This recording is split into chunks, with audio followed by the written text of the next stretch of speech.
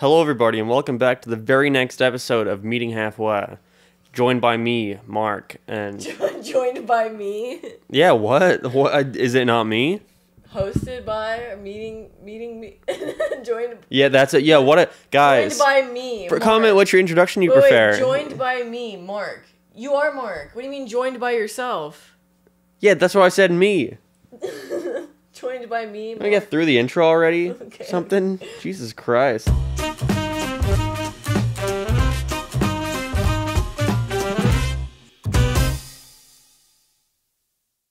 We don't have a guest today. We had Kellen last week. We were going to have a guest this week, but then we got busy. We are going to be traveling more soon once I get my visa sorted out. Which by then we'll have plenty of guests. Yeah, all on in different states that we'll be going to. It'll be like a Meeting Halfway tour. The Meeting Halfway road trip. Yeah. That's what we're going to call it. So get excited for that. But on this episode, we're going to be talking about some very, very important subjects, such as Meegan, Five Nights at Freddy's, the movie, and... We want to talk about AI in movies. Yeah. The topic of robots and AI in movies, and how we're going to make our predictions of the Five Nights at Freddy's movie in this episode. Yeah, based off Blumhouse's newest AI movie, Meegan. So Blumhouse, if you're unaware, recently came out with their newest movie, and Blumhouse, from what I know about them, they just shit fucking movies out. Jason Blum is not an artist. He's a businessman. He's a Jason Bum. And I respect the fuck out of him. He releases like 50 million movies a year, all with like really low budgets, so that if like a couple of them fail, then whatever, because there'll be that one that'll stand out and make like $100 billion. With that in mind, then, what was the last one that made $100 billion? What was the last successful bum movie? Meegan, the most recent one. No. Aside from that. Aside from the most recent one? Yeah. I remember The Invisible Man did very well. Did you see The Invisible Man? I didn't even The Invisible Man was... you know the original Invisible Man. He's like one of the original Universal monsters. Mm-hmm. They made a movie. Bandages with like the sunglasses. Yeah, they made a movie based on him because Universal were gonna have their Universal Monster Cinematic Universe, which was starting with The Mummy. I remember that. Yeah. And it failed so badly that the Invisible Man was like, had nothing to do with any of that. From what I remember, it's a movie where it's this woman who is like a victim of sexual assault or sexual abuse. Uh-huh. She was like in an abusive relationship with this man, and she gets away. She escapes his house, and he's a millionaire. Invisible? No, she escapes his house, and he's like a multi-millionaire, like rich scientist guy, and so he develops a suit that turns him invisible. So he is constantly able to like stalk her and fuck up like her life and have everyone think she's crazy. See, I thought the Invisible Man was a man who had happened to turn himself invisible, like Hollow Man. Well, it's like an adaptation, I guess, you know? Okay. It's like a different, it's like a new imagining. Modern adaptation. And like, it wasn't scary. It's not a horror movie, but like as a thriller, I thought it was pretty good. It turns into like an action movie. Yeah, I saw it with my dad. It turns into like an action movie by the end where it's like the Invisible Man fighting a bunch of people like in a hospital or something like that. So what, are you supposed to root for him or are you supposed to... No, you're supposed to root for the girl because she's trying to convince everyone there's like an Invisible Man following me and no one believes her. They all think she's crazy. Like and the Invisible Man, like I don't remember what happens exactly, but there's like a nice scene in a restaurant that's got a lot of tension where she's meeting up with her sister talking. And she the Invisible Man makes her grab like a knife and stabs her sister in the eye or something like that. What the fuck? Something like that. I just remember there being a stabbing of the eye. But the lucid stabbing of the eye. Yeah, the Invisible Man. I liked the stabbing of the eye scene. But Bruce, put up the stabbing of the eye scene.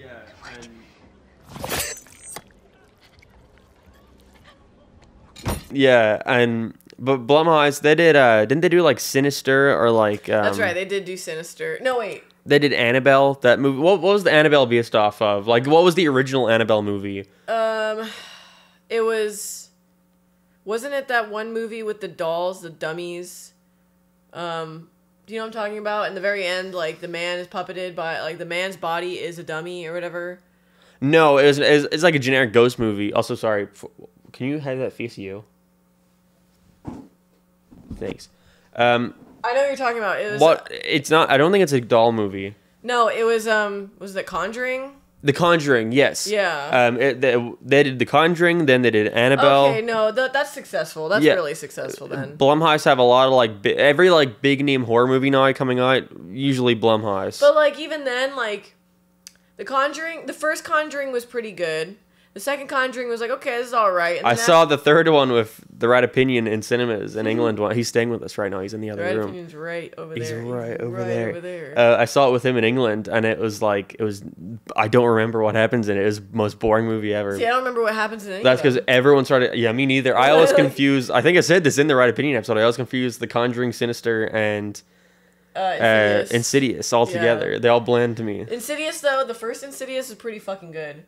That spooked me. That's from the kid, yeah? Yes. Never seen that one. But then, like, it's really shit because at the very, like, the ending is like, oh no, this is what happened. I remember as a kid, I liked the first Sinister movie a lot. I saw it with my, Which one's Sinister? Okay, yeah, I need to, like, specify, this might not be Sinister. This might be Annabelle. I'm thinking of the one where because I'm touching this, it's like constantly moving. The one I'm thinking of is the movie with the poster is the little girl and she's like walking with her hand against like a white wall and there's like blood and it's making a face. It's that is Sinister. The movie that ends with like the Darth Maul looking guy. I thought that was Insidious.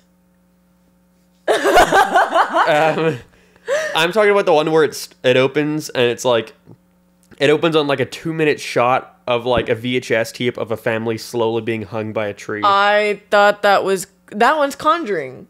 No, that's not Conjuring. Conjuring has the family being hung in the tree, like in the poster. Okay, I'm genuinely curious now. I want to see what movie that was. Yeah, look it up. Look up each poster for each one. Annabelle, you got Annabelle. Well, Annabelle's wed. Sinister, I was right. Sinister's the one that opens with the shot of the family being hung. Who hangs them? The evil being makes them hang themselves. Yeah. Yeah. Okay, so then if that's the one of them being hung, then which one's the one with the Darth Maul? Sinister. That's the same one. Yeah, same one. So then what about the Conjuring? Which one's the Conjuring then? See, look, I was right. Little girl walking. Yes. What's the Conjuring is the one that has Annabelle in it, and it's the one about the family all. It's like the family and there's like all little girls. I think is all their kids living in a house in like the 70s or 80s. There is a noose in the photo. Yeah. It's the one with the nun. But then they made a spin-off of The Conjuring called The Nun. And The Nun is one of the crappiest horror movies I've ever seen. Have you seen that one? I saw The Nun with Kalina and my dad. And I was so pissed off by The Nun when I first watched it, I made a rant video on YouTube on my second channel.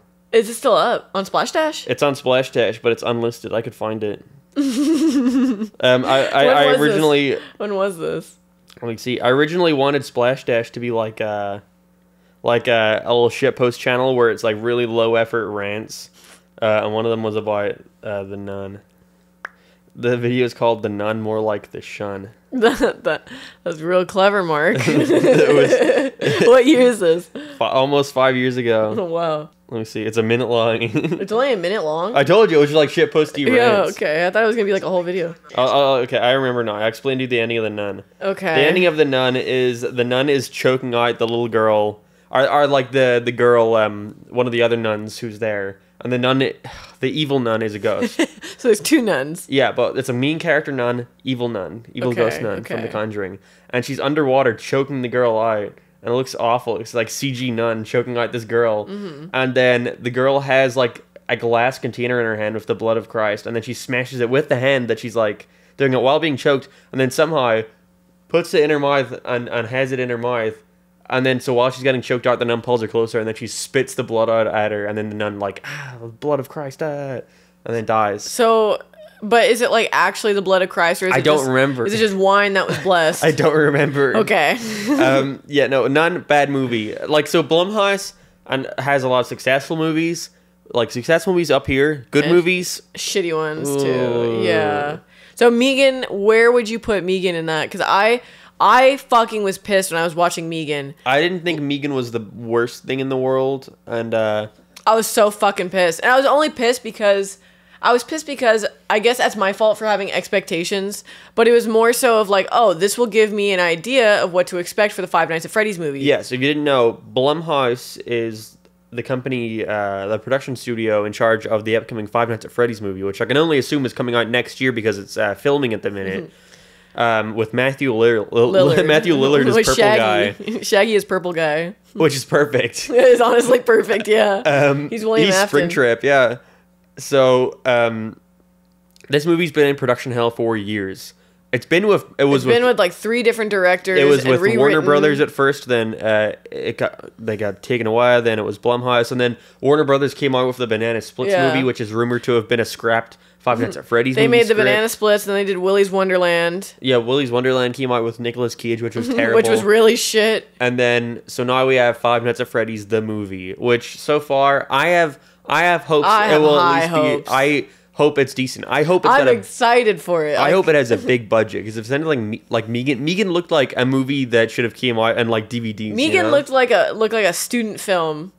Like everything was like color corrected to be gray just to make everything seem eerie. Oh my god. The sets were bad. Dude, and like the fucking acting was so shit. So the main girl of Meegan, so Meegan is about a woman who works at a toy company, and she creates like AI, artificial intelligent, like little like toy pets or whatever, and she wants her boss to consider her private project, which is Meegan, like the little interactive girl doll that will like be your best friend. They want to make like a glorified like Furby, you know? Yeah, but a little girl version of it. Yeah, who can do anything and can like learn. But her sister dies in a car accident, and she becomes like conservator or like her guardian of her like niece. She has custody of her niece, yeah, and she doesn't really want her. But she's like, this is like a test dummy. She's like a prick. She's like a prick. She's a fucking bitch. The main character is a fucking bitch, and the little girl's a bitch too. Yeah, they both suck. Yeah, and so it's just her testing out like Meegan on the little girl, and then it's a big hit, and then the big dad's coming. But as the closer the dad gets, the more she's like, wait a minute, Meegan is learning too much. She gives it to the little girl because the little girl's sad because she didn't have a friend, right? And they show like a test interaction with Meegan and the little girl or whatever, and like her boss is like floored, like he's excited about it, so they're gonna pitch it to the company to make a wide release, right? So like then the first thing was like showing the boss, and the next step was like showing the company, like CEOs, and then the last step was like live release, right? And so the older sister, like the main character, she's more concerned about getting this going, like, you know, getting this off the ground, right? But at the same time, Meegan is like obviously like too fucking intelligent, of course. She like programmed it to be too aware and learns way too quickly to the point where she feels that like anybody else could be like destroyed or removed, to like satisfy her prime directive, which is like taking care of the girl. Yeah, which is a fucking generic idea. Yes. And like, that's so fucking annoying is that this dumb bitch is smart enough to make like a world famous intelligent AI, but doesn't know how to stop it. That's the thing. Meegan says something at one point that's like, that kind of implies that she wasn't that smart. It's like, you just fucking give me this AI and expected me to learn on my own because you're too dumb to like make me like I don't know. It's really dumb. She pretty much was like, you were so smart that you made me learn everything, which made you stupid because you didn't like made you stupid. You didn't program me like you wanted to. You're dumb. Yeah, I had high expectations for this movie because everyone. You just said that. Why are you saying that? Everyone is saying online. Veronica forgot she said that. That's what happened. Yeah, Veronica just says things. Because I got so mad. Yeah, I'm so mad about the movie that the idea of me having expectations for it makes me upset. Yeah. So everyone online was saying, like, we saw this months after it came out. Everyone online was saying how good it was and how they were really surprised by it. So I was like, oh, this is going to be a really good movie. I didn't see people saying it was good. I saw people saying it was bad. A bunch of people saying it was good, and we're gonna.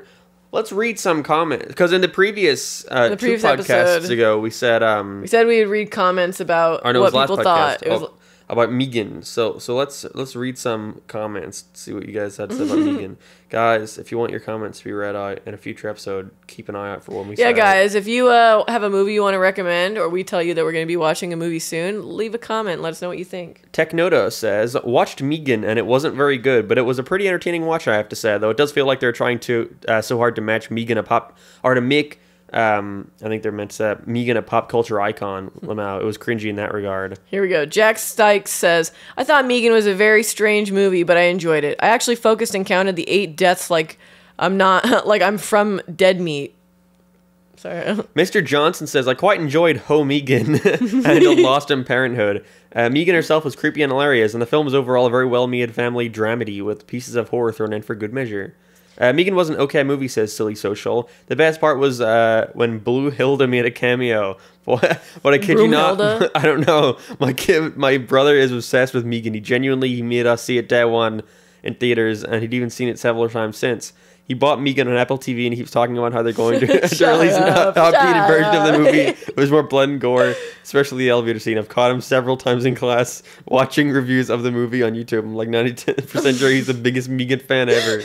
PSI Miami says, I watched Meegan with some friends, and I think it fails as a horror movie. But Meegan was entertaining enough to carry the movie. Also, I think the fact that they think parents would buy $10K robot for their kids is crazy, because the only people buying that are creepy old dudes, lol. Falls Rule says, Meegan was bland and generic, had a boring first act, and didn't care about the characters apart from Meegan. Didn't have any good kills, and it wasn't funny at all. 5 out of 10. I agree completely. Yes. I think that's enough comments. Wait, one last one. One last comment, but it better be a good one.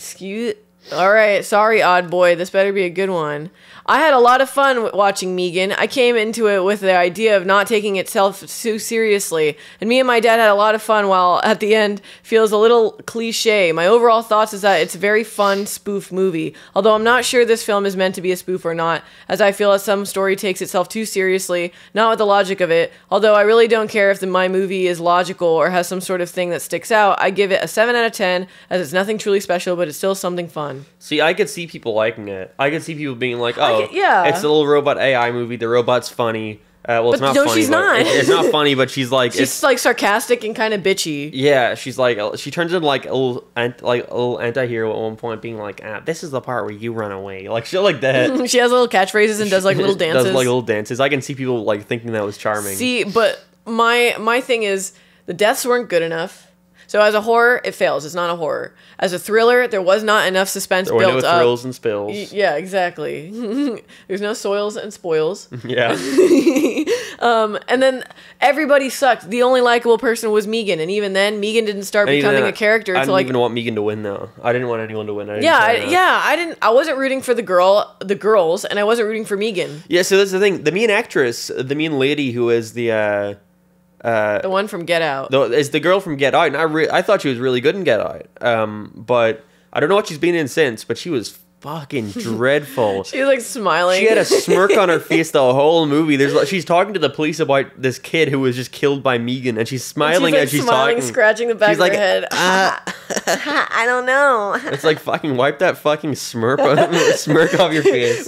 Dude, there were so many fucking times watching that movie, I was getting like genuinely pissed off. Like, I was like restless. I wanted to go to the bathroom. I kept like getting up and being like, I wanted to go to the bathroom. I was getting annoyed because I'm just like, this is so fucking boring. So boring, predictable, and it took so fucking long for it to get into Meegan isn't built for like 30 minutes of it, yeah. Yes. And the little girl though, the kid actor, I don't see she slaps her in the face. This is my thing. I'm like, okay, I get it. Kids are not going to be the best actors out there, but if a kid is starring in your movie, it could not be that hard to find one good kid actor. Yeah, a kid who can actually cry. I don't know how they get these kids for some of these roles. Well, I bet you anything, it's like nepotism. Yeah, probably, because we've been watching Better Call Saul recently, and which will be a future episode. Guys, give us your thoughts on Better Call Saul. Yeah, guys, you know what? Leave it. Our next episode is the Better Call Saul episode, so leave your comments of what you like about Better Call Saul and what you don't like about Better Call Saul. Yeah, so, and they have Mike's granddaughter, who's Kaylee. Who's in it a lot more than Breaking Bad, but she's such a bad actress. Yeah, Pop. Love you, Pop. Can I have another glass of lemonade? You're so funny, Pop. Yeah, and I'm like, shut the fuck up. Yeah, like this is what Mike cares about. This is Mike's like whole reason for doing everything. I don't give a shit. I just slapped this kid in the face. That's how I fucking feel about Skylar and fucking Walt Jr. That's I don't fucking give a shit about them. Yeah, but okay, so Meegan. Yeah, okay, back to Meegan. The girl is such a bad actress that I'm like, I die. I don't care. Like, I don't care that you're not being like taken care of by your new by your aunt basically. Your I'm like, mom. because you're annoying and you're a bitch. And she was a bitch before her parents died. And they try to her parents die because she's sitting on the iPad and she drops her little fucking doll and she takes her seatbelt off in the middle of like an ice storm to go grab it, and the mom has to like turn around and get it, and then they turn around and there's like a truck coming towards them. A big giant snowplow. And it's like very bad CG. Oh yeah, that is the introduction to the movie, by the way. Is the parents dying is the introduction to the movie, and it's the worst fucking CG ever. So she causes her parents' death. No guilt about that ever. But the whole movie tries to build up that she's got like an over-reliance on Meegan because she sees Meegan as the... she has an emotional connection with Meegan, therefore she relies on her. She has more of an emotional connection to Meegan than her aunt, so she sees Meegan as her parent figure more than she sees the aunt as her parental figure. And this is like established because of like they have like a therapist come and tell you, the audience. But she doesn't like... They treat this like she's under mind control. Yeah, they treat it like she's in like having like Stockholm syndrome or whatever. Yeah, because there's the scene where the aunt finally gets rid of Meegan near the end of the movie. She's like, "You can't have that anymore," and the girl starts screaming. She's like screaming, carries like scissors, like she's gonna like threatening the therapist, and then the aunt comes in and like snaps the scissors, like, "What the fuck are you doing?" And then the little girl slaps her across the face, and immediately she's like, I didn't mean to do that. I don't know what's come over me. It's like, fuck off, bitch. You're never a had spoiled these. brat. Yeah. Also, Meegan never taught you these tendencies. So where the fuck did this come from? Yeah. And the second thing is, would you do this when you fucking threw a tantrum to your parents? Which makes you even more of a bitch. Like, dude, I did not like it. And like at the very end, they make a callback to the very beginning where like the older sister or whatever, the guardian, she like shows the little girl like this robot she made that has like power gloves that like, can control the robot or whatever. Kind of like Real Steel, you know? I like that movie. Yeah, with Hugh Jackman. I watched that when it came out with my friend Pierre, and we thought it was the coolest movie ever. we should watch Real Steel. Real Steel. I've never seen it. See, you say the title. Real Steel. I say Real Steel. Say it again. Real Steel. Real Steel. Yeah. We're saying it the same, aren't we? No, I'm saying it like real, like with an real. In Ireland, Real Steel. My accent makes me like really pronounce the A, and I pronounce like steel like it has an A in it too. Say it again. You say Real Steel. Yeah, Real Steel. But I say Real Steel. Rail Stale. Yeah. Rail Stale. But yeah, dude, Meegan fucking sucked. I was getting so fucking mad, dude. I was just like, this is what everyone was talking about. But this is the thing, I feel like I watch movies now, and maybe it's just because I'm getting older and I'm more jaded in my at the age of 20. Opinions. But I feel like I watch movies now, and I'm like, that was like a whole movie. That was nothing. See, but I feel like films nowadays don't really have the artistic cinema. Like, that's not true. Not most of them. But like things like these ones, like these kind of like shitty, like pumped out like, it's horror like filler, movies. yeah. Yeah, like they're just kind of like a dime a dozen. That's what I'm saying. It's like Jason Blum has this strategy where it's like, just get him on. Yeah. And sometimes he comes out with some genuinely really good movies, but most of them are like Meegan to me, where it's like I forget about it in like a month. Meegan wasn't thought out artistically. Like the shots, the way like, things were built up. I have cool robot AI movie. It wasn't, there was no thought in how to actually make this movie a horror or a thriller. It was just implied that it was because things go wrong. Yeah. You know what I mean? I know what you mean. And so it really felt like it didn't have a sense of direction. It was just like, oh yeah, and then the dog dies, and then the kid dies. Yeah, and it's like, oh, we need a scene worse. that shows that, like, yeah, that Meegan is getting more and more corrupt, so she kills the dog. Oh, but then we have to up it now, so she kills a human. But the kid's a dickhead though, so now it starts killing like other people too, like innocent the people. neighbor. Yeah, the neighbor, and then starts killing like all the people at the toy factory. You know? But it just doesn't make sense to me. But it also has this thing where every movie now, every character has to be like a snarky asshole. Everyone's a snarky protagonist. Yeah, and I'm like, I don't give a shit that all these snarky, awful people are dying. Like the boss of the company. That's a Marvel thing. The snarky is like one-liner. Yeah, every kid or every character needs to have like their snarky one-liners where they're like, that just happened. I'll take the stairs. Yeah, and it's like, I don't care, you know? I don't care that you die. I don't care if you live or die, bitch. None of the characters were likable except Meegan. And even then, Meegan wasn't likable till the very end. Yeah. And that was because she was fucking crazy. You know? So yeah, well, so 1 out of 10. One out of 10. I wouldn't give it a 1. I'm not that hard. No, I'm asking. 1 out of 10. Oh. How many Baba Booies do you give this? I would give Meegan a 4 Baba Booies out of 10. I give Meegan a 2.5 Baba Booies out of 10. See, I'm more generous, I feel like, with my ratings. Because I see 5 as, like, purely mediocre, you know? I feel like, I think... 7 is mediocre. No, it's not. See, I was just about to say, most reviewers have this weird, skewed idea that 7 is mediocre. 7 is mediocre. How is 7... What is 5, then? 5 is, like, that's not very good. I wouldn't recommend this to a friend, but it was alright. What? So, alright is here, and mediocre is, like, higher? Yeah. What? Yeah. What? Mediocre is, like, neutral. It's, like... Mediocre... Neutral is 5. No. 5 is, like... Alright, also... 5... Also, a 50% on a test is failing. Also... It was a... What do you mean? Alright, is a word that I would say is better than mediocre. I'd rather someone say, that was alright than that was mediocre. I would prefer a mediocre movie over an alright movie. What? Because if it's alright, it's like, oh, it's alright. It's like, well, then why would I waste my time? So you're saying... If it's mediocre, it's like, oh, well, this might pleasantly surprise me.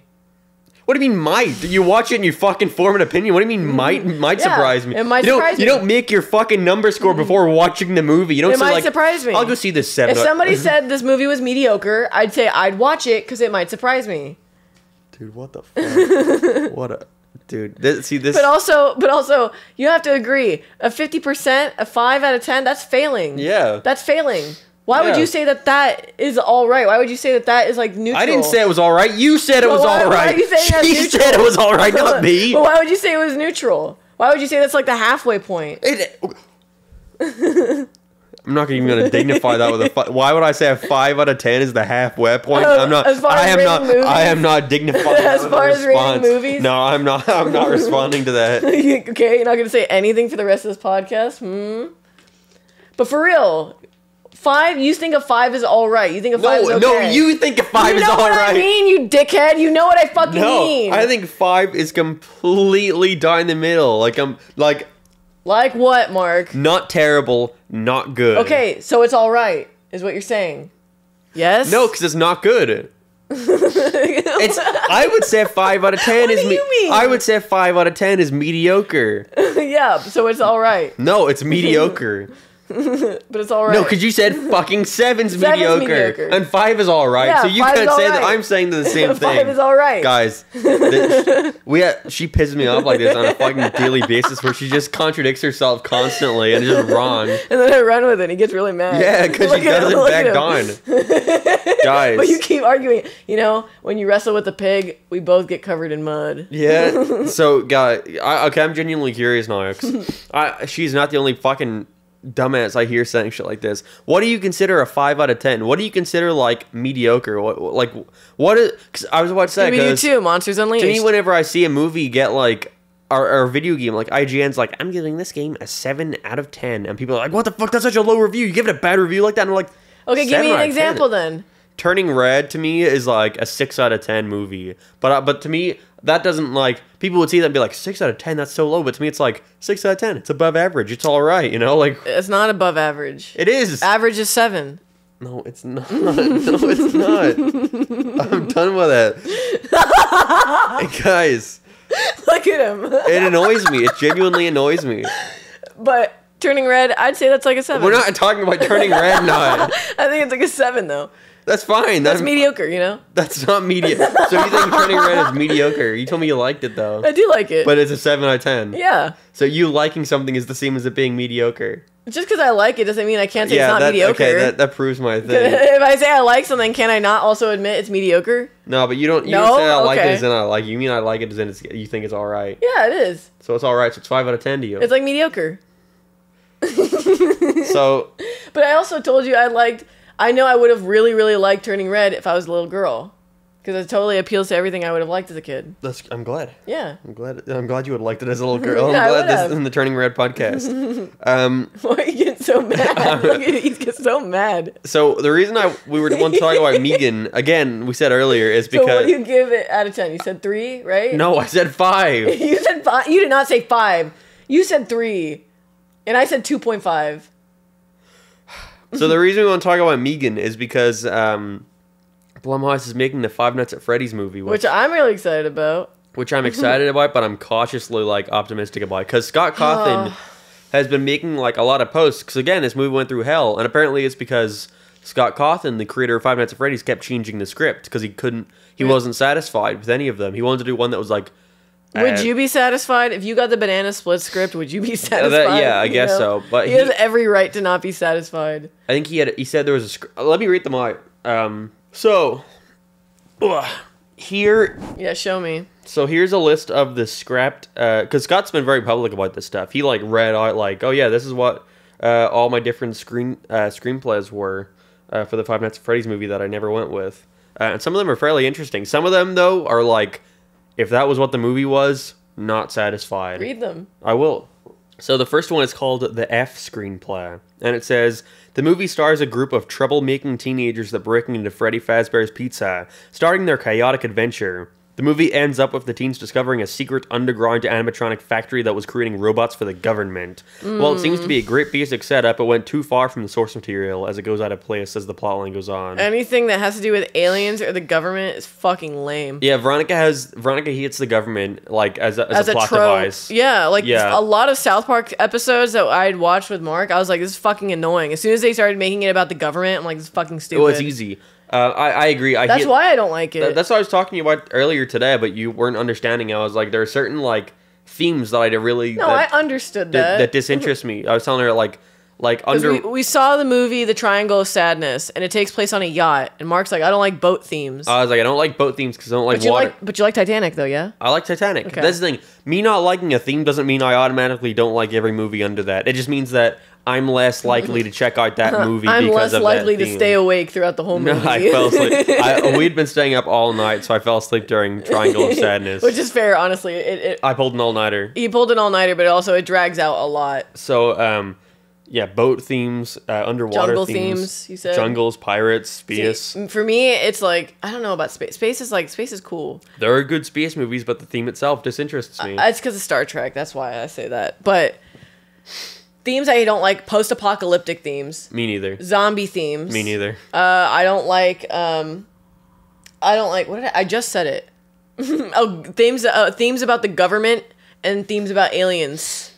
Because they're all overdone. They're all overdone, but also it's just the same every fucking time. It's like, oh, this was actually a ploy because the government made secret plan Alpha like Sigma Baba male. Booey plan plot number 9. Baba Booey Sonny takes a shit. Yeah, no, this sounds like a bad movie idea for Five Nights at Freddy's. Like them like going underground. That sounds like Sister Location, where like if I were to have it, because obviously there's gonna be that thing of like Scott wanting to go into like the later FNAF games. Yeah, because Sister Location is all about there being like an underground, as far as I remember, like an underground facility where William Afton kept all his like animatronics that had their weird quirks.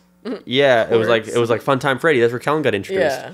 And Baby. And that was where Kellen was born, in the basement at the Freddy Fazbear Pizzeria. So I understand that, but I'm also like, one Five Nights at Freddy's movie, to me it's like, adapt the first game. See, I think, no, not adapt the first game. First Five Nights at Freddy's movie needs to be about the Bite of 87.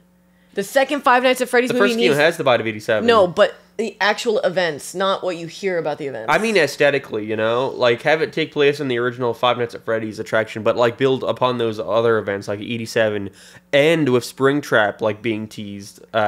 Like, it shouldn't have Springtrap be the villain. Springtrap needs to be, like, the Marvel post-credit scene. Yeah, they come in the second movie. But, like, I don't think they should have Five Nights at Freddy's 2 in it, unless they want to, like, adapt it to be part of, like, Five Nights at Freddy's 1 attraction. I think Five Nights at Freddy's 2 should be, like, Five Nights at Freddy's, like, the second film, that is, should be the first game and the second game. Why would the first game be?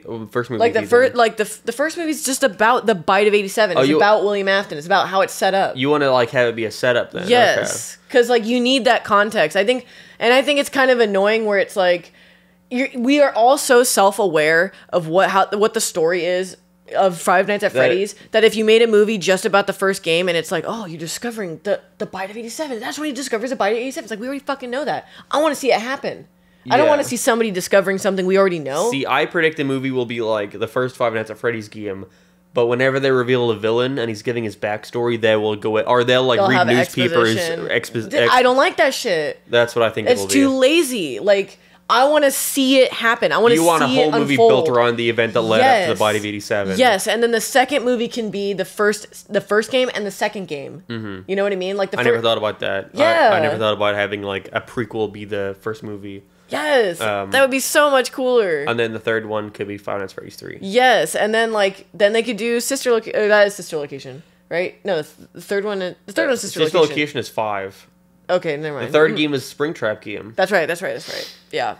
Well, let's get one thing straight. Veronica does not know. Veronica likes Five Nights at Freddy's. She does not know much about Five Nights at Freddy's. No. Let's get one thing straight. I like Five Nights at Freddy's, but I didn't make like fucking 4 videos about it, doing research and reading books. Okay. Well, but you're not like an avid fan. I wouldn't go as far as to say that I'm an avid fan, but I played them as they came out and then never went back to them, you know? Yeah, but you also haven't played you never played the recent one. I never played Security Breach. Yeah. And I never played the VR ones. Well, so supportive of her friend Kelly Goff. We're actually going to play it on the podcast. Yeah, so. well, not on the podcast. We're going to start uploading gaming videos to the channel, guys.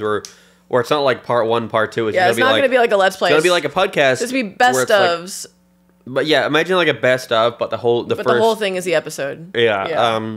But we're going to do that for Kingdom Hearts and Security Breach. And some Sonic games. And some Sonic games featuring some fun friends like Kelly Goff and Margot and Ray. Oh, there was one more person we were going to... Mr. Beast. And, the Mr. Beast and the Chandler Burger. So... The next script, what's the next one? Is called Plushies Take Manhattan. Seemingly a parody of The Muppets Take Manhattan, considering the plush protagonists. Nothing else was I think that's like a funny, I don't think it was actually going to be called that. That's just like the summary of what it would be. Yeah. Nothing else describes the screenplay other than the fact that the plushies take Manhattan, and that Scott heated the idea. It could also be a parody of Friday the 13th part, Jason Takes Manhattan. But considering how it's not that much about plushies and how the concept sounded more silly than horror, it's less likely. As the idea seemed rather silly, the screenplay was quickly scrapped. See, I also don't like that type of trope where it's like overarching threatening thing breaks out into the city. Yeah. I think that's kind of lame, like Pixels. I like it in Godzilla's fine. I like it in what's that movie called? I like that movie. What's it called? Brokeback Mountain. No, movie with the plant. A Little Shop of Horrors. Little Shop of Horrors. I like the whole ending, but that's only because of the visuals, of the puppets. Oh, never mind, because that's in the scrapped version. They scrapped that version. Little Shop of Horrors. I like Little Shop of Horrors. But I will not go out of my way to really watch it again. No. Yeah, see, that's a movie where I can watch it. I appreciate it artistically. Yeah, and the music's good. And the sets are cool, but the puppets are that's the best part, are the puppets. Literally, what's his name? Aubrey Maurice? too. No, Aubrey too. Maurice. I think. Yeah, Audrey too. That's the best part of the movie. Everything else, I don't really fucking care. Yeah, and they made a whole ending where it's a bunch of them taking over the world, and it's a 5-minute scene of all these animatronic plants taking over the world. Audrey's destroying the whole city, and because the audiences didn't like it, it was a test audience. Audience didn't like it, so they scrapped it and made it because the movie ends with a bad ending. So they scrapped it and just had it cut to the main character and his girlfriend defeating him, and then walking into their house smiling, and then that's it. Then they have the little tiny plant and he smiles. Yeah, little Sonny. They wasted millions and millions doing that scrapped version. It's like the Scott Pilgrim scrapped ending. What was the scrapped ending for Scott Pilgrim? He ends up with knives. But what happens? That's it? It's the scene. Everything plays out the same, but when they leave the building, him and Knives get together and Ramona leaves. Oh, people didn't like that? Test audiences didn't like it because they were everything was building up for him to be with Ramona. But not really. He ends up with Knives in the books, doesn't he? I don't think so. But the whole build up of the actual movie, you can tell is that he's going to be ending up with Knives because him and Knives are the people who team up to tag team Gideon. Yeah. But then he ends up with Ramona. I swear I thought he ends up with Knives in the end of the books. I don't know. I never read the ending of the books. I only read the first 3. I own all of them, but I only read the first 5. Yeah. But that idea seems to be one where it's kind of like Chucky, where all the characters, instead of being animatronics, they're toys. Yeah, they're AI toys. I don't know about AI toys, but they're haunted toys, you know? I thought you were talking about the new Child's Play we watched. No, I was saying it's like a Child's Play idea where it's a toy, running rampant. But I'm glad Scott. I don't think that one ever would have been approved. No, that sounds like a really shitty idea. This screenplay was called Random Charlie, and if you don't know, Charlie is the protagonist in the Five Nights at Freddy's novels. Yeah. So the protagonist, named Charlie, must sneak inside Freddy Fazbear's Pizza with her friends to reclaim a lost toy.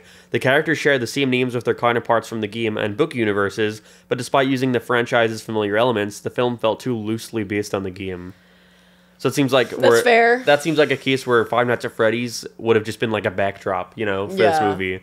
Where it's like, no, I want the Five Nights at Freddy's movie to like have be about the fucking animatronics. Yeah, well, not be about the anime. It's going to be about kids. But I think it should be about the animatronics, though. That's the thing. I'm like, because obviously they're the most iconic characters, but you can't have the movie be like, come on, Chica, we gotta go. No. When I say about the animatronics, I mean like solely focused on the animatronics coming to attack them. Solely focused on the backstories of the animatronics and why, who's inside them, what's powering them, what's going on. This is what I think. I could see them having like it be like It Chapter 2, or just the original It, where it's like flashing back and forth, where it's like once they establish like certain things, we'll like go back and see William Afton killing each kid one by one and putting them in the suits of the animatronics. Each animatronic that's introduced gives you the backstory. Maybe, as it happens. But that would be a piece breaker, obviously. Yeah, it would. So maybe I can see them even opening it with. They could honestly, I could see them opening it with the kid who goes into Freddy, you know, and then like they don't show the other ones, but they're implied to have happened off screen. You know, it opens with your average horror movie stinger where it's like a death, and it has like it opens up showing Freddy Fazbear's and then has William Afton killing one of the kids, like luring him backstage and killing them and putting their body inside the Freddy Fazbear suit, and it's just established that happened like with Chica and Bonnie. So do you feel like this movie will be rated R or PG-13? I think. See, I'm like it's gonna be PG-13. I'm like PG-13, but I would like it not to be rated PG-13. I would want it to be rated R, and I would want it to be like fucking gory. But no, they want to maximize sales, which I can understand because the fan base is mostly little baby boys. Yeah, but the baby boys that are like grown up now. No, the games didn't come out that long ago. Yes, they did. The games came out like 8 years ago. 8 years. Imagine if you were 8 years old. You're 16 now. Yeah, so you'd want to see a rated R movie. You can't watch an R-rated movie at 16. Yeah, you can. Yeah, but a majority of Five Nights at Freddy's fans are not going to try sneak into a theater. Or that's if you were 8. Now imagine if you were like 12 and they came out. The majority of Five Nights at Freddy's fans currently, though, are like 6 years old. What's the demographic for Five Nights at Freddy's fans? Now I just kind of want to know. They're all fucking manlet adults, like me and you. They're not all manlet adults. Only a portion. Like me and you. Only a portion are. Let's see. Age. I just said the word. What's the word? Manlet. Demographic. No, demographic. That's the word. Manlet. Age manlet. Demographic for FNAF. The age demographic is 12 and up. Yeah, so they're not. If you were 12 and the movie came and the video games had just coming out. No, they're not. At 8 years plus 8 years, you're 20. They're not 12. Like you. They're not 12 and up from then. They're 12 and up now. So they're 12-year-olds now. You guys get my logic. That's right? like saying like fans. That's like going like it's like going like the Mario movie should be rated R because Mario fans from the 80s are now like 40 years old. That is not even the same. Mario. So let's go to the same. Mario is for everybody. Let's go to the next. So the next is the Silver Eyes movie adaptation. If you don't know, the Silver Eyes. Silver Eyes would be all right. The Silver Eyes is the book. Yeah. I read that book. It says, an earlier draft idea is to adapt the first book of the novel trilogy into a movie. For about a year, Scott Cawthon and Kira Breed Risley, who was the author of the books, worked on 3 versions of the screenplay to choose the right approach to the novel story. To their inexperience at writing, all attempts at the screenplay suffered greatly. When deciding to have if the movie closely was based on the books, when deciding to have the movie closely based on the game series instead of the books, the screenplay was canned. Which I can understand because the books get very convoluted. Yeah, and also the books aren't as nearly as interesting as the games. No, and also the books... Sorry for you FNAF fans out there who really like the books. The books, I like the books, but the books, the original one at least, Silver Eyes, Chica, Bonnie, and Freddy, barely an aspect of it. It's all about William Afton and his daughter. No, William Afton and the daughter of Henry. The daughter. So in the books, it's about Charlie coming back to her hometown because it's the like anniversary of their friend who died in a Freddy Fazbear's establishment mysteriously, and he was the bite of 87. Yeah, and they all sneak into it's not really, but they all sneak into the Freddy's location again, and after a couple times they come back and forth a bit. The robots come alive and try to kill them. But then, and then there's William Afton comes in to try and kill him too in this Springtrap suit, which honestly it could be a way to bring Springtrap into the movie early. But why would you make your first Five Nights at Freddy's movie not have Freddy? Or sorry, in the Spring Bonnie suit, not Springtrap. It turns into Springtrap at the end. You know what I mean? Yeah. Why establish like a Five Nights at Freddy's movie, the first one, and not have Freddy and not talk about the first game? That's the So it barely has much focus on Freddy and Bonnie and Chica. They're just like personality-less. Well, that's the thing. How do you make it about them three when they have no personalities? It's not so much about them. It's so much about like the children, their souls, and like, you know what I mean? How it's going. Yeah. Like that is what I would want it to focus on. If I were to watch, like if I would want my peak best like Five Nights at Freddy's movie, I would want it to be about the bite of 87. I'd want it to be about like the souls of the kids, you know. Also, and this is just me, but Scott Cawthon shouldn't be the only person advising the script. Like, I feel like Matt Pat should also help. Yeah. I don't know. Matt Pat might be able to throw in some lore references into this. Matt Pat would be a really good source to use for this movie. Yeah, you think so? What about Markiplier, the king of Five Nights at Freddy's? King at playing Five Nights at Freddy's, not the king of learning about Five Nights at Freddy's. At this point, every time I see him like watch stuff now, it always seems like he doesn't even care anymore. He's just doing it out of fucking like that clip you sent me. Yeah. Yeah. Bruce, put that up real quick. I don't even know what you're talking about. You sent me a clip of him. You're like, he does not care. You're like, he's getting annoyed right here.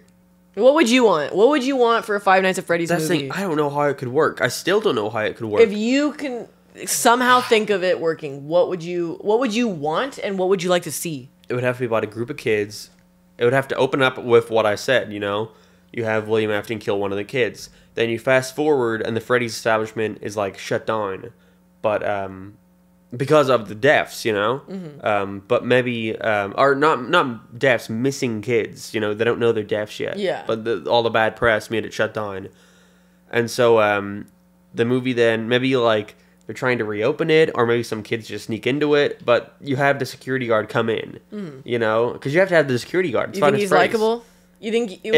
I would imagine that... It'll be like a Paul Rudd type security. Like, yeah, I imagine the same thing. Yeah. It'd be like a nice... He has like a mustache. It's like a snarky little likable like a security guard coming in. Hello. Yeah. This phone guy. And he hears that, and he hears they have to have the phone guy. Yeah, they have to have the phone guy. See, I'm thinking too much from the perspective of like having like a kid protagonist or like a teenager. No, the protagonist needs to be the security guard. It should be the security guard. That's the protagonist, because that's the protagonist in the first game and the second game. And yeah, so I would have it be... the kid shit needs to be irrelevant. Yeah. The kid shit should be established for the bite of 87. Those are the friends who were there. They went to the birthday party. Then the older brother who fucking teases the kid who gets bitten. Like, you know what I mean? Like, all of that. Like, that should be the establishment... It's like you're watching the 5 Minutes of Freddy's movie, and it opens up, like, cold open, and it opens up, and you see the Golden Freddy standing up there on the stage, and then, like, there's a little kid crying, and then the older brother walks up, and all the audience is like... No, this is it. Like everyone in the audience, it's like the Marvel clip where the Avengers. Oh my god! Yeah, like it hasn't shown the bite yet, but you're like, all the aspects there, and you're like, oh shit, does the really? Sound effect, like the sound effect, and then it cuts, and it's like Five Nights at Freddy. That's so good, Scott. That's how you open your movie. There you go. That's how you open your movie. That's the trailer. That's not the trailer. It spoils the best bit. But then, it cuts to like they're reopening the establishment or something like that, and then the security guard. This would be when like everything's kind of like all right the first night, but there's like signs of something going wrong. Then it has the second night where like things are more overtly wrong. You're not even gonna have any of the animatronics introduced in the first night. No, they are there, but there's like subtleties. It's like, are they moving? Like, are they like what's going on with them? Like, it's one of those moments where it's like you can't spoil all the scares in the first act. Yeah, of course. So he's like, okay, something's kind of sus about this, but whatever, I'll keep coming back. I'm gonna vent. But then more stuff keeps overtly going wrong. But you couldn't have it be Five Nights at Freddy's, because why does he keep coming back then? I don't want them to make some bullshit reason as to why he keeps coming back. Just don't have it be Five Nights at Freddy's then. Just have it be like 2 Nights at Freddy's. I would prefer it being Five Nights at Freddy's. Why would he come back? He's got to work. I can't. He's got to work. He's got to get his paycheck. He could quit. He's got to work, dude. It should be established that the security guard is literally at his wit's end, and this is the last thing he could do. Like, I think the idea of making the security guard like a fucking, like, he's like an ex-criminal who has to get his life back in order, and this is the only job he can get, you know? So, like, he has to work here. Yeah. You know what I mean? Like, it's established that he has no other options, and this is the only job that was available to him right now, you know? Just like a quick. Just to establish that, right? So you're like, oh, he's an ex-criminal. Like, oh, he's kind of shitty, you know? Like, I don't know if I like this guy. But then you end up liking him. Because he's such a little snarky prick. Yeah, because he's like, you know, a pretty funny, like, chill guy, you know? Yeah. But I also feel like there should be... It shouldn't just be like, oh, like the power's gonna go out. It should be a thing where it's like, no, the animatronics turn the fucking power off, so he has to go out and turn the fucking power back on. He should leave the room. He should leave the security room. Like he like Wiggy Mansion. Exactly, like Wiggy Mansion. You know, like King Boo, you know? Yeah, like King Boo. Like King Boo down the street. Yeah, there's a guy near us who works at Del Taco. And he's got a car that's decked out. It says King Boo on the side. Yeah. With like a stock Yoshi. But, yeah, no, I think security guard is the perfect protagonist. Yes. Although I don't see them doing that. No, they won't. They want it to be about kids because they want kids to feel like they're in the movie themselves. Yeah. You know? They want kids to like relate. I'm right there next to Freddy Fazbear. That's me, right next to Killing I Golf. can't believe it. Yeah. Me in the Killing Golf experience. Wow. Just for me.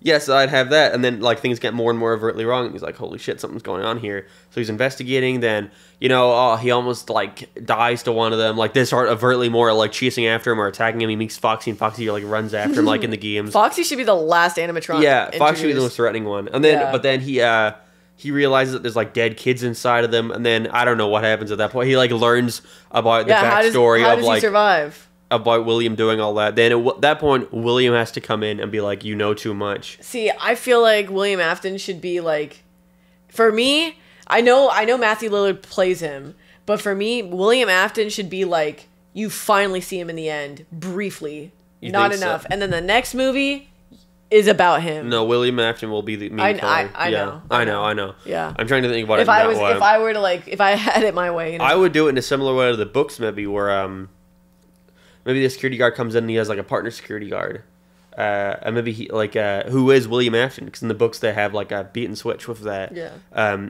So maybe he's like his partner, and then during the first night, like, or during one of the animatronic attacks, he gets like he's away, and he thinks that he's like died. He thinks the animatronics like took him and killed him, but then he comes in at the end and is like, no, I've been running the show the whole time, and he like tries to kill him. But then fucking whatever nonsense happens, or maybe it's a bad ending where William kills the security guard and stuffs him inside the suit like the game over of the original game. That would be fucking... And then he's like, I am purple guy. You know what else would be really fucking cool is if they show that segment of William Afton walking down the street and like slowly looking disgusting. That's not William Afton. Sorry. That's his son, Michael Afton. There we go. But you know what I mean, though? Yeah, no, I know what you walking mean. down the street and getting, like, just grosser and grosser, and people were like, oh, what the fuck, you know? Mm-hmm. Like, seeing that, like, I would love to see those, like, little, like, pixeled, like, screen, like, what are they called? Like, little mini games. Yeah, the mini game cutscenes, but in the movie, like, that would, God, that would be so fucking cool. So, yeah, I want this movie to be, like, not a comedy. Well, it can have like a little comedy bits in it. It should have like a couple of things that are like, oh, yeah, haha. a little bits of levity, things that make the characters likable, but it's not taking away from the severity of the situation. I want all the deaths to be like serious, like yes. the main. I want, because the little cutscene in FNAF 2 where it's like the Freddy's and there's a little girl crying outside, and then the guy in the car just comes out, the purple guy comes out and he stabs her, and then he drives away. Like, I want to see stuff like that where it's like just really gruesome and like fucked up. God, they won't do it. See, I'm thinking in my head... They're gonna fucking cuck you out of fucking good deaths in that movie. My head, I'm thinking about it, and I'm thinking about like the artistry of the shots, stuff like that, and I'm like, no, it's gonna be like fucking Meegan, where it's got graph filter. I want it to be colorful, you know? I want a colorful FNAF I want it movie. to be dark but colorful. Yeah, where it's like colorful in the daytime, but at nighttime, all that color just goes to like dreary, you know? No, I was thinking reversed. I was thinking during the daytime it's dreary, and at nighttime it's dark, but all of the colors, like the animatronics, the little balloons, those are vibrant. Yeah. Kind of like when you go to like a laser tag. That's you know what I mean? That's good. But yeah, I would have it be like... Because then it shows that sorry, not to interrupt, but like it shows you during the day, like this place is fucking shit. Like it's like dull and weird, and like it's supposed to look happy, but there are no happy emotions or colors at all. And then at the nighttime, it's like it's really colorful but menacing. Yeah, no. See, it's gonna be like your average Blumhouse movie where it's just kind of like, it's just like fucking. It's just we're making this movie because we have to make it. The only hope I have for this movie being good is the good cast, which really only Matthew Lillard so far that we know Yeah, about. so far that we are aware is of. the good cast and the fact that Scott Cawthon, I don't believe, would let like a shitty 5. He is very He's protective spent of his so- IP. Yeah, and he's let bad stuff go out before, like Security Breach. But he seems so like seriously protective over this movie. So you think Security Breach is bad, huh? He's so serious about this movie being like good that he's like, if this movie came out in like 2016, like it was originally planned, this movie would have made way more money than it would in 2024. Right at the height of its popularity, I think so. Yes. Yes, but I feel like regardless, those numbers would. Oh, like, it'll make a lot of money, but I think. Okay, let me rephrase it. Yeah. The movie being delayed so much put it at risk of the fad having died. Yes. But he was willing to risk letting the franchise like wane in popularity while releasing the movie To make get a sure- good quality movie. So I don't believe he would let the movie like script at the very least come out bad.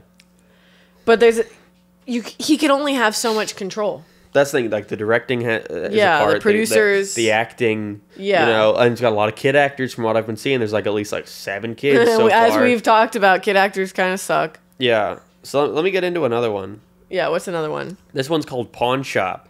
And it says, the kid who looks after a pawn shop is finding trouble when an animatronic is brought in. The kid learned that Freddy Fazbear's Pizza has been robbed, and the animatronics were taken to different locations for sale. The other animatronics come to retrieve the one at the pawn shop, and the kid and his friends start the adventure together. No. The that film's sucks. draft was rejected due to feeling more like an after-school adventure movie than a horror film. Yeah, that was like. That is terrible. That is a, like, some guy coming in and being like, what, robot, like, killer things, video game, whatever. Yeah. Yeah. Like, that. No, that they did not think of anything like that. They just completely took a different idea, slapped the Five Nights at Freddy's name on it. Yeah, exactly. Like, because I could see that, like, being fine if it were anything else. Yeah, you know? yeah, exactly. But it's not. But that also sounds like a 40-minute That's short. the weird thing, is like, why would you not try to adapt a script based off the fucking source material? Yeah, it seems like they have tried, but the people trying were Scott Cawthon, you know, and he's not a writer. Yeah. He's a well enough writer to make this much lore. Yeah, it's not good lore. Are you sure? Matt Pat made a career off of it. True. This one's called Cassidy. The movie heavily focused on the life of Cassidy, filled with a cluster of lore to uncover. And I'm pretty sure Cassidy is the Golden Freddy, the girl who was... So, from what I remember, Cassidy was a girl who had, like, a dead dog, and Spring Bonnie uses that, was like, I know where your dog is, you know? It's out here. And lured her away and killed her and put her inside the Golden Freddy suit. So she's Golden Freddy, from what I remember. So this one Okay. seems to be about her, but Okay. it says lots of lore. Scott feels that the screenplay was saturated, turning out to be a visual encyclopedia more than a film. It spans multiple time periods, probably 87, Yeah. with multiple characters and featuring lore from numerous games, leaving people confused and lost. And that's fair. See, this is my thing too. But that's a little bit... That's better than all the other scripts we've That's heard. better, but except for the Silver Eyes one. But Yeah. I've heard a lot of people being like, I want the movie to have like this and this and that, and I'm like, no. Focus on like the One first thing. like the first like set of the story, you know. You Yeah. don't need to insert like Sister Location Yeah, or you should not be talking about Sister Location or Five Nights at Freddy's 3 or Five Nights at or Freddy's 4. Pizzeria Simulator or Yeah. like any of that stuff. Focus on like you've already signed on for 3 movies, you know. Exactly. Like, The prequel, the fucking first and second game, and then I think third Sister game. Location. I think the third game next. The third game, really? Or they could skip the third game. I think it should be Sister Location. Skip the If third game they skip completely. the third game, I would insert Springtrap into the first and second one. Yes. Yes, that was which my... the novels do. That's where I would think. Yeah. Okay, there's a couple more. Okay. This one is Misfit Kid. Taking place in the modern days, the kids visit a new town with her single mother and trespasses the old Freddy Fazbear's Pizza location. Even though the setup turned out a bit well, the film's screenplay just did not work out. Not much sad, but I don't like kids moving into new. That's not Yeah, something- no. it I is don't like things with kids. Also, in the modern day, the only way it works in the modern day is if it's security guard like running are like watching over the old rundown Freddy Fazbear's, you know? Yeah, but also it being modern day means that modern day type of technology and conversation is like going to be subject to like, you know, the movie. So here's one called Ghost Trackers.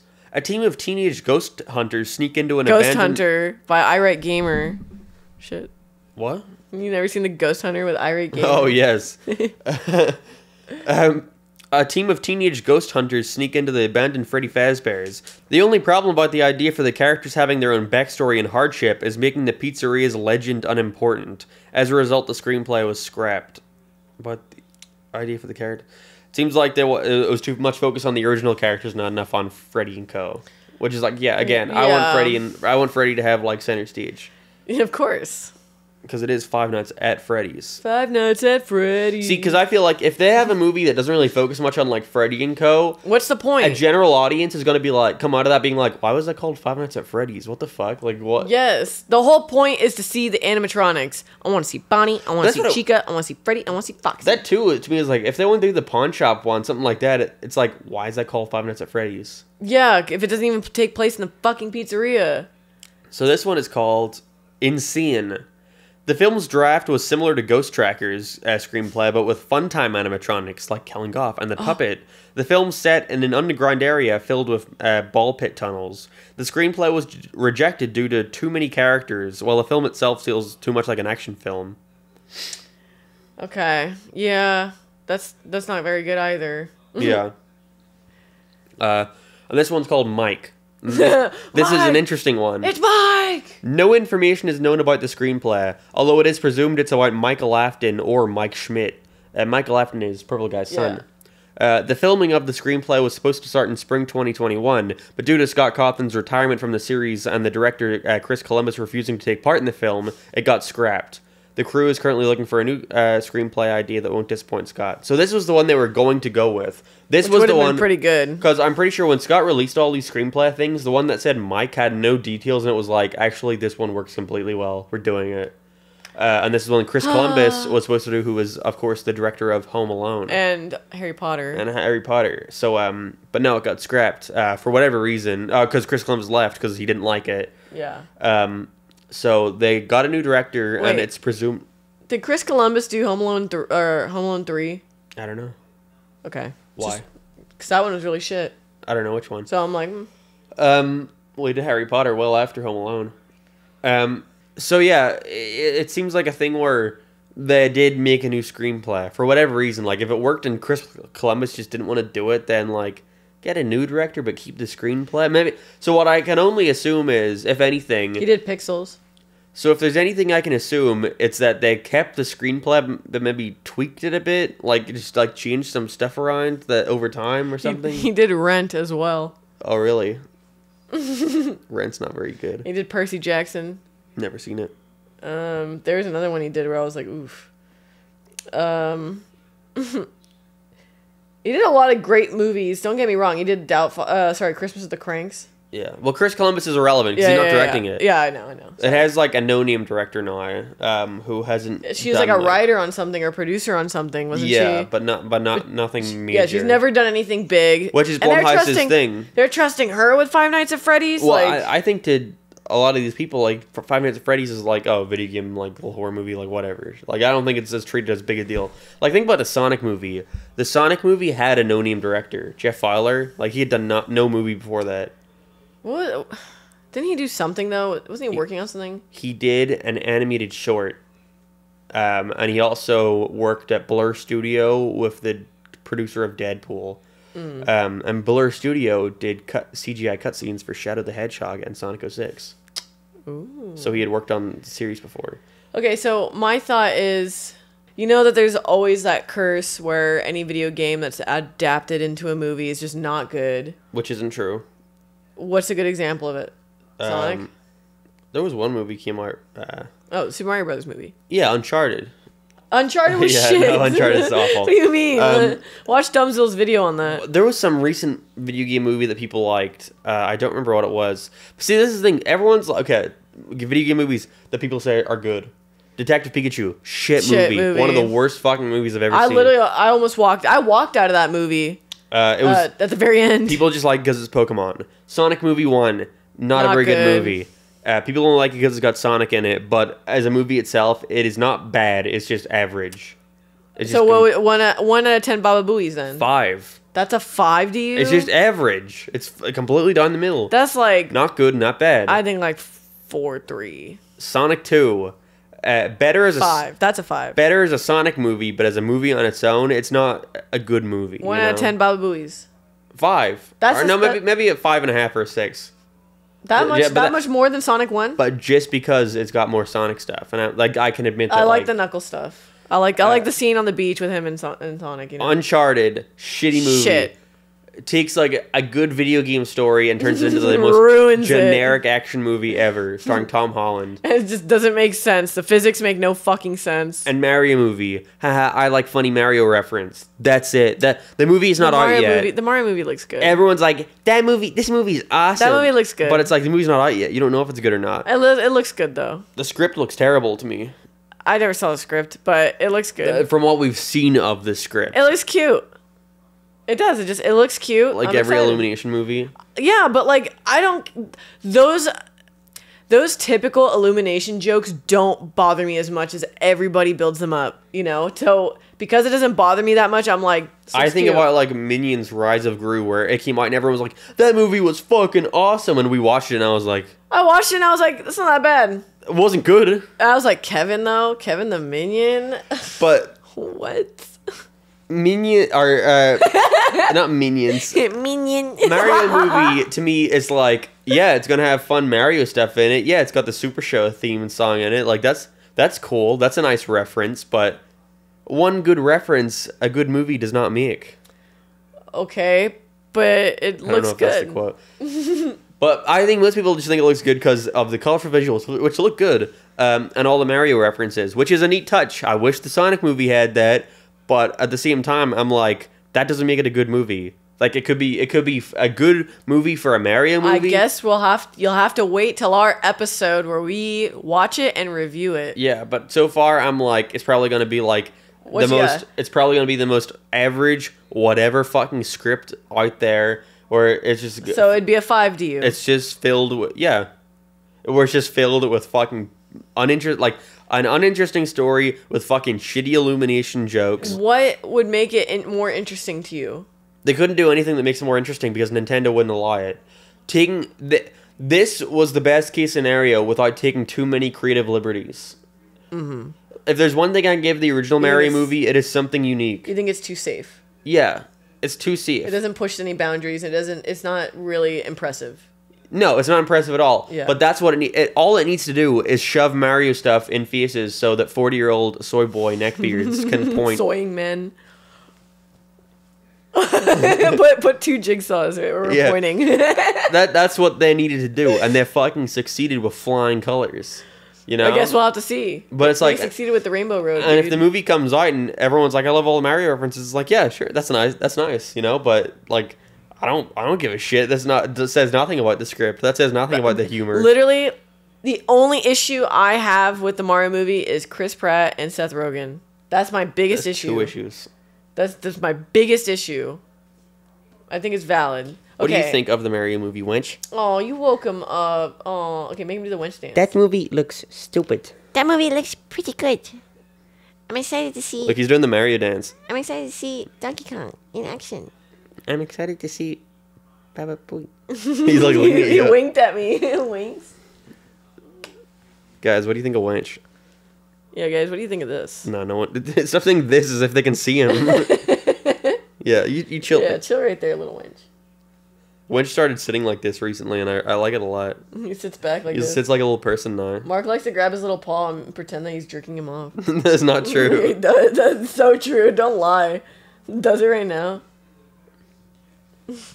So guys, that's what we think about the 5 Nights at Freddy's movie. Yeah, those are our predictions and hopes and wants and dreams. Let us know, guys, in the comments below, what do you think's gonna happen with the Five Nights at Freddy's movie? Regardless of it all, regardless of Meegan and how shit it was, and the like mixed track record that Blumhouse has, I am really excited for the Five Nights at Freddy's movie. It will be surreal to see Freddy Fazbear on the big screen. Oh my god, we have to go to the midnight showing. Yeah, we do. They leaked a sign recently, and it looked kind of bad. He posted it, didn't he? No, it was leaked. The sign, it looks weird. He's got like Mickey Mouse gloves. Yeah, which probably leads me to believe something that I never even considered, that they're probably going to have slight redesigns. Oh yeah. Oh yeah. Yeah, they're going to try it and do it in a way. Oh no. But I saw on one of the, I think it's the Jim Henson studio are doing the animatronics. Yes, they are. And I saw one of them posting like on that little miniature of like a base of a Freddy, and it looked pretty accurate to the game, so I assume it'll look good, but it'll probably, I don't know if the gloves is just for the artwork or... I have a feeling the gloves are like for like the posters and promotional stuff, but the actual animatronics themselves look grunged up and like, yeah, you know, they did something that bothered me though. Where the post or the sign has a drawing of Freddy, but it's Freddy drawn as the animatronic, and I'm like, yeah, it's a not Chuck like E. Cheese place would draw Freddy as like a cartoon, like a Looney Tune, you know? Yeah, they wouldn't draw his animatronic. Well, you know what though? Maybe that's the novelty. Maybe the novelty is that it is an animatronic. I guess I just think about the Chuck E. Cheese like down the road, you know? Yeah, like, and it has little Pasquale. But he's drawn like Chuck E. like Cheese. a cartoon. Yeah, a cartoon. Like the character. He's not like the scary robot version. But I get it. I guess it really it depends on what they want to do. Yeah. What direction they want to go, you know? But I feel like we'll probably see a trailer in the next 6 months. That long? It's the first day of filming, so. No, it's not the first day. That was like 2 weeks ago. Yeah, it was the first day of filming. Yeah, it's filming right now. You know what that means? We gotta try and find out where it's filming and go, Hi. Let us in your movie. Definitely. But with that, guys, I think that might be the end of the podcast, guys. Let me get you guys in a little secret. Yeah. If you go to Apple Podcasts and Spotify and leave a review and a nice little 5 stars, we will read out your review on the next episode of Meeting Halfway. So make sure to rate us 5 Baba Booies out of 5 Baba Booies. And be sure to come back next time. Make sure to come back next time, and you'll see us talk about Better Call Saul. See that? Veronica's holding a winch and doing that for anyone listening who can't That wasn't see. me. That was Wench. No one listening can see that. Yeah, but they heard him. Yeah, we need to establish the wench voice so people know when you're switching to it. Oh, I didn't switch to anything. That was him. Yeah, that was him talking. Yeah. All right, guys. Well, thank you again. Well, thank you for watching, guys, again. Go see Meegan. Go see Meegan. You know, go check out Meegan. Go check out Meegan. What the fuck? What the fuck? Yeah. End the episode.